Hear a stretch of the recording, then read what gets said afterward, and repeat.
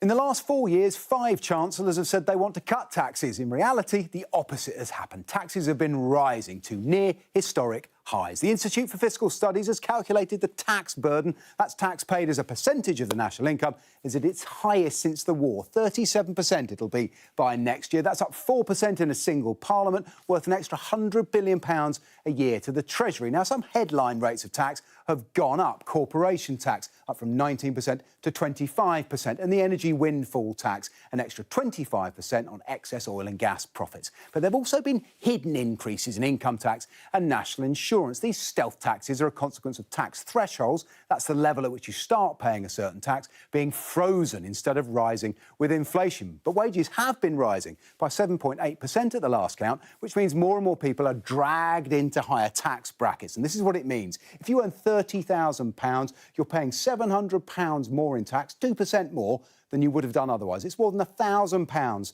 more if you earn £45,000 a year, and almost £2,000 more for the very highest earners. Together, that's £40 billion more for the Treasury without the headline rate changing at all. Now, all this extra revenue has been swallowed by meeting government promises on public spending, demands that with an ageing population are only going to grow.